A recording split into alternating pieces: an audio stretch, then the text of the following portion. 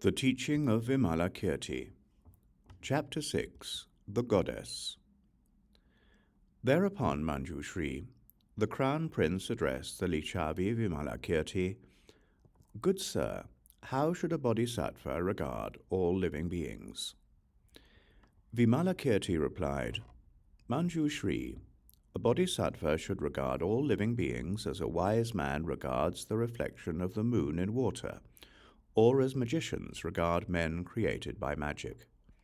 He should regard them as being like a face in a mirror, like the water of a mirage, like the sound of an echo, like the mass of clouds in the sky, like the previous moment of a ball of foam, like the appearance and disappearance of a bubble of water, like the core of a plantain tree, like a flash of lightning, like the fifth great element, like the seventh sense medium, like the appearance of matter in an immaterial realm, like a sprout from a rotten seed, like a tortoise-hair coat, like the fun of games for one who wishes to die, like the egoistic views of a stream winner, like a third rebirth of a once-returner, like the descent of a non-returner into a womb, like the existence of desire, hatred, and folly in an arhat, like thoughts of avarice, immorality, wickedness, and hostility in a bodhisattva who has attained tolerance,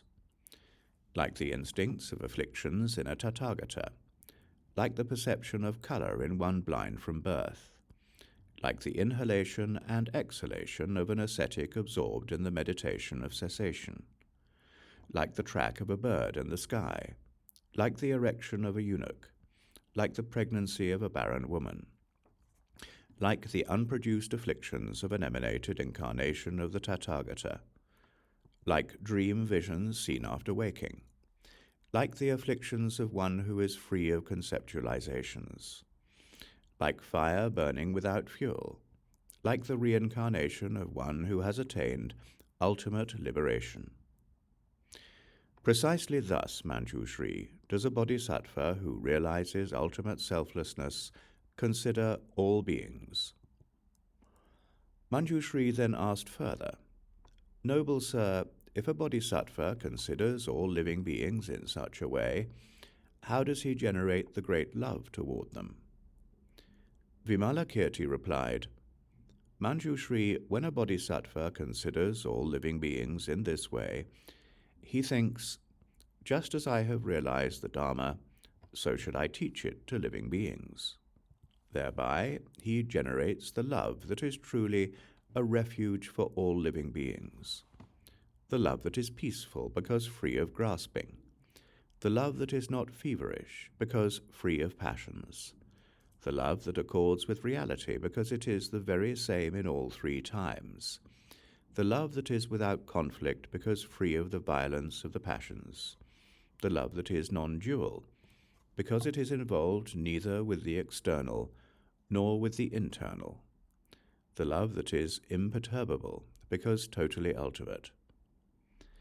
Thereby he generates the love that is firm, its high resolve unbreakable, like a diamond, the love that is pure, purified in its intrinsic nature, the love that is even, its aspirations being equal, the arhat's love that has eliminated its enemy, the bodhisattva's love that continuously develops living beings, the tathagata's love that understands reality, the Buddha's love that causes living beings to awaken from their sleep, the love that is spontaneous because it is fully enlightened spontaneously, the love that is enlightenment because it is unity of experience, the love that has no presumption because it has eliminated attachment and aversion, the love that is great compassion because it infuses the Mahāyāna with radiance, the love that is never exhausted because it acknowledges voidness and selflessness,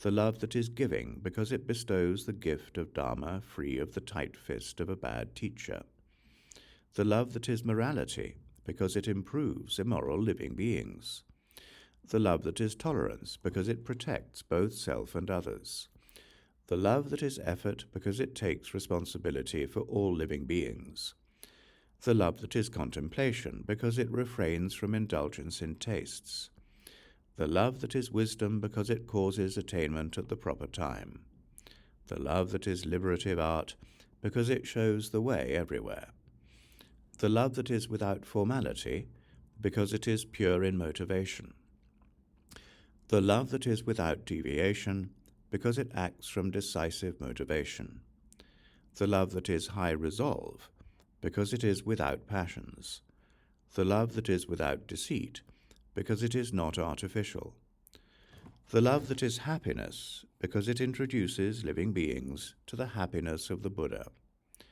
Such, Manjushri, is the great love of a bodhisattva. Manjushri, what is the great compassion of a bodhisattva? Vimalakīrti, it is the giving of all accumulated roots of virtue to all living beings. Manjushri, what is the great joy of a bodhisattva? Vimalakīrti, it is to be joyful and without regret in giving. Manjushri, what is the equanimity of a bodhisattva? Vimalakīrti, it is what benefits both self and others. Manjushri, to what should one resort when terrified by fear of life? Vimalakīrti, Manjushri, a bodhisattva who is terrified by fear of life should resort to the magnanimity of the Buddha. Manjushri, where should he who wishes to resort to the magnanimity of the Buddha take his stand? Vimalakīrti, he should stand in equanimity toward all living beings. Manjushri, where should he who wishes to stand in equanimity toward all living beings take his stand? Vimalakīrti, he should live for the liberation of all living beings. Manjushri, what should he do who wishes to liberate all living beings? Vimalakīrti, he should liberate them from their afflictions. Manjushri, how should he who wishes to eliminate afflictions apply himself? Vimalakīrti, he should apply himself appropriately. Manjushri, how should he apply himself to apply himself appropriately? Vimalakīrti, he should apply himself to productionlessness and to destructionlessness. Manjushri, what is not produced, and what is not destroyed? Vimalakīrti, evil is not produced, and good is not destroyed. Manjushri, what is the root of good and evil? Vimalakīrti, materiality is the root of good and evil. Manjushri, what is the root of materiality? Vimalakīrti, desire is the root of materiality. Manjushri, what is the root of desire and attachment? Vimalakīrti, unreal construction is the root of desire. Manjushri, what is the root of unreal construction? Vimalakīrti, the false concept is its root. Manjushri, what is the root of the false concept? Vimalakīrti, baselessness. Manjushri, what is the root of baselessness? Vimalakīrti, Manjushri, when something is baseless, how can it have any root? Therefore all things stand on the root that is baseless.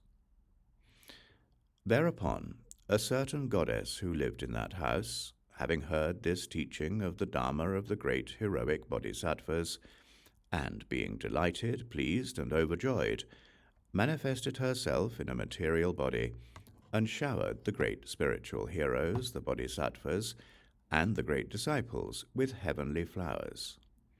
When the flowers fell on the bodies of the bodhisattvas, they fell off on the floor, but when they fell on the bodies of the great disciples, they stuck to them and did not fall.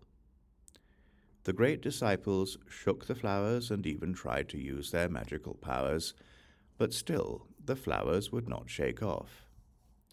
Then the goddess said to the Venerable Shariputra, "Reverend Shariputra, why do you shake those flowers?" Shariputra replied, "Goddess, these flowers are not proper for religious persons, and so we are trying to shake them off." The goddess said, "Do not say that, Reverend Shariputra. Why? These flowers are proper indeed. Why? Such flowers have neither constructual thought nor discrimination. But the elder Shariputra has both constructual thought and discrimination.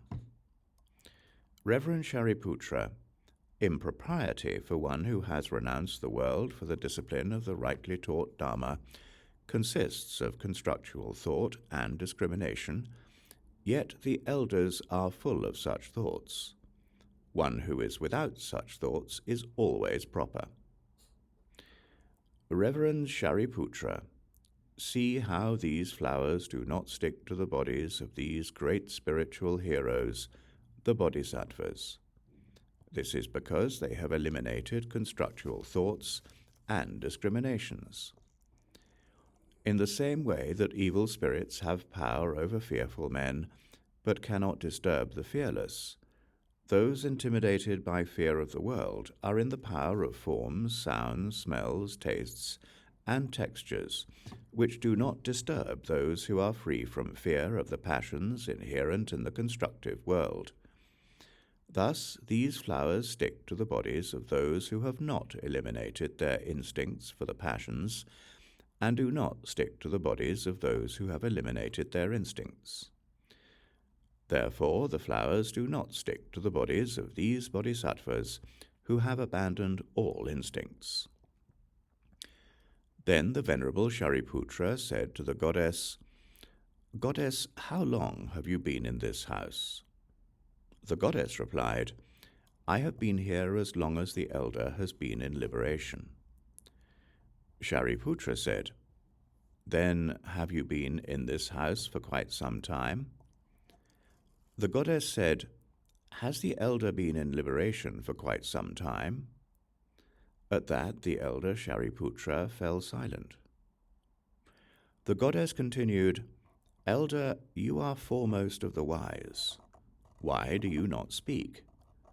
Now, when it is your turn, you do not answer the question."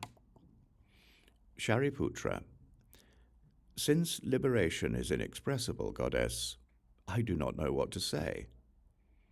Goddess, all the syllables pronounced by the elder have the nature of liberation. Why? Liberation is neither internal nor external, nor can it be apprehended apart from them. Likewise, syllables are neither internal nor external, nor can they be apprehended anywhere else. Therefore, Reverend Shariputra, do not point to liberation by abandoning speech. Why? The holy liberation is the equality of all things. Shariputra, Goddess, is not liberation the freedom from desire, hatred, and folly? Goddess, liberation is freedom from desire, hatred, and folly. That is the teaching for the excessively proud. But those free of pride are taught that the very nature of desire, hatred, and folly is itself liberation. Shariputra, excellent, excellent goddess. Pray, what have you attained, what have you realized, that you have such eloquence? Goddess, I have attained nothing, Reverend Shariputra. I have no realization.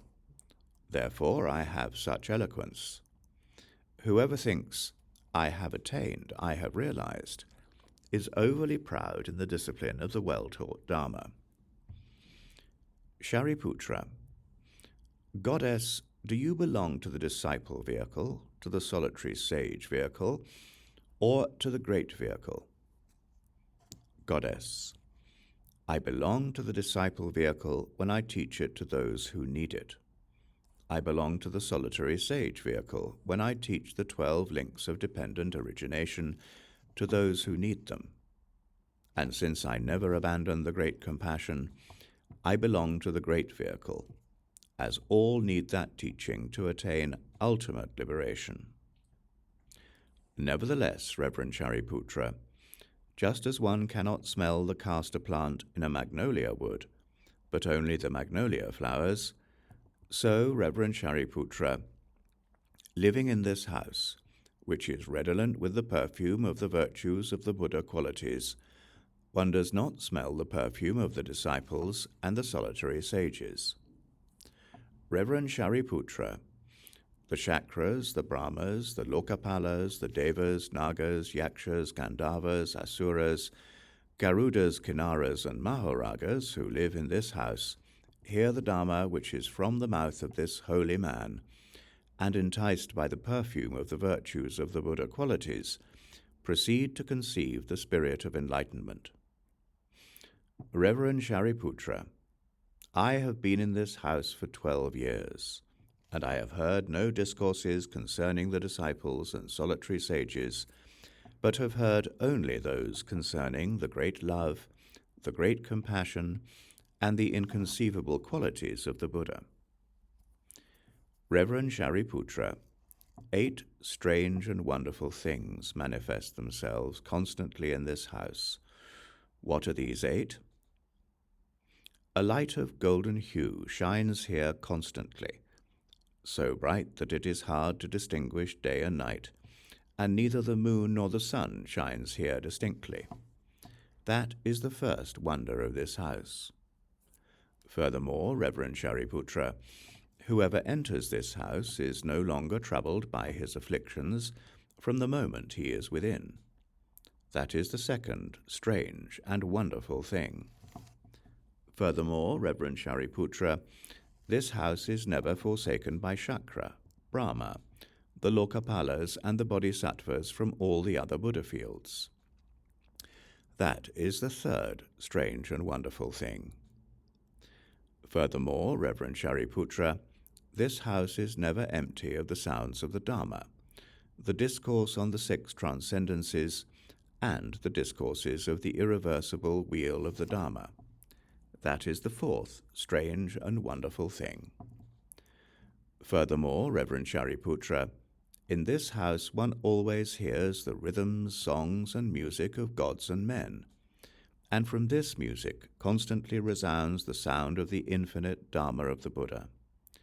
That is the fifth strange and wonderful thing. Furthermore, Reverend Shariputra, in this house there are always 4 inexhaustible treasures, replete with all kinds of jewels, which never decrease, although all the poor and wretched may partake of them to their satisfaction. That is the 6th strange and wonderful thing. Furthermore, Reverend Shariputra, at the wish of this good man, to this house come the innumerable Tathagatas of the 10 directions, such as the Tathagatas Shakyamuni, Amitabha, Akshobhya, Ratnashri, Ratnachis, Ratnachandra, Ratnavyuha, Duprasaha, Savatasida, Prabhotaratna, Simha Nadanadi, Simha Gosa, and so forth. And when they come, they teach the door of Dharma called the secrets of the Tathagatas, and then depart. That is the 7th strange and wonderful thing. Furthermore, Reverend Shariputra, all the splendors of the abodes of the gods and all the splendors of the fields of the Buddhas shine forth in this house. That is the 8th strange and wonderful thing. Reverend Shariputra, these 8 strange and wonderful things are seen in this house. Who then, seeing such inconceivable things, would believe the teachings of the disciples? Shariputra, Goddess, what prevents you from transforming yourself out of your female state? Goddess, although I have sought my female state for these 12 years, I have not yet found it. Reverend Shariputra, if a magician were to incarnate a woman by magic, would you ask her, what prevents you from transforming yourself out of your female state? Shariputra, no. such a woman would not really exist, so what would there be to transform? Goddess, just so, Reverend Shariputra, all things do not really exist. Now, would you think, what prevents one whose nature is that of a magical incarnation from transforming herself out of her female state? Thereupon the goddess employed her magical power to cause the elder Shariputra to appear in her form, and to cause herself to appear in his form. Then the goddess, transformed into Shariputra, said to Shariputra, transformed into a goddess, "Reverend Shariputra, what prevents you from transforming yourself out of your female state?" And Shariputra, transformed into the goddess, replied, "I no longer appear in the form of a male.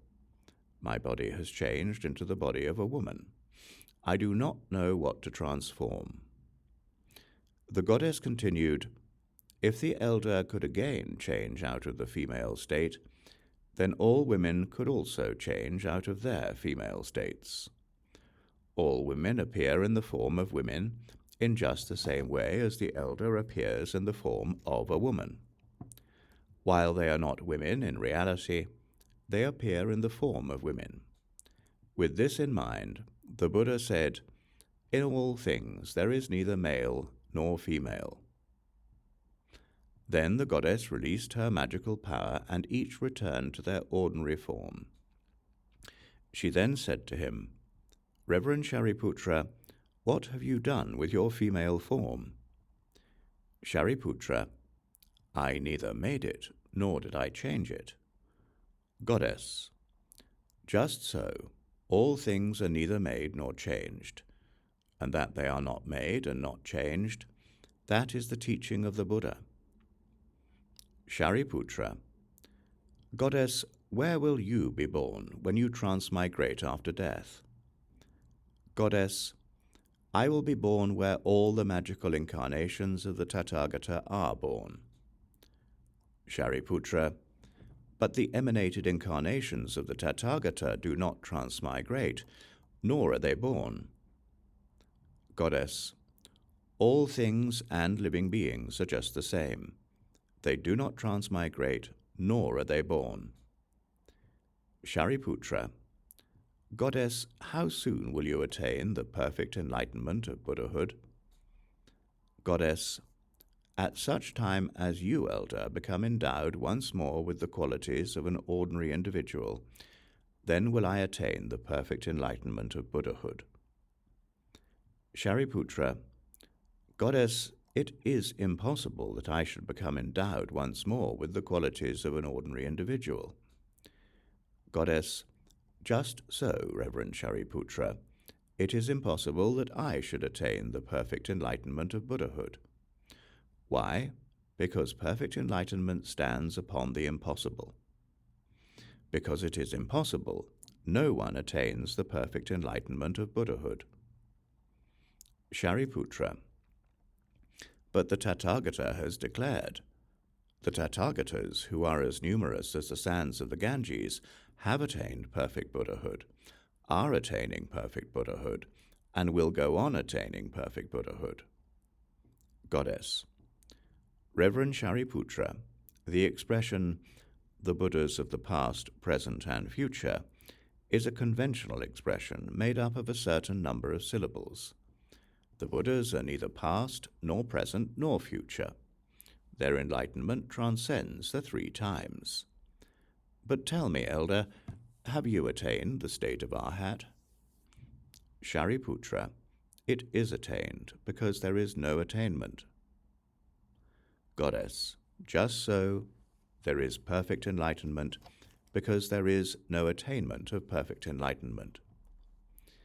Then the Lichavi Vimalakīrti said to the Venerable Elder Shariputra, "Reverend Shariputra, this goddess has already served 92 million billion Buddhas. She plays with the superknowledges. She has truly succeeded in all her vows. She has gained the tolerance of the birthlessness of things. She has actually attained irreversibility. She can live wherever she wishes on the strength of her vow to develop living beings.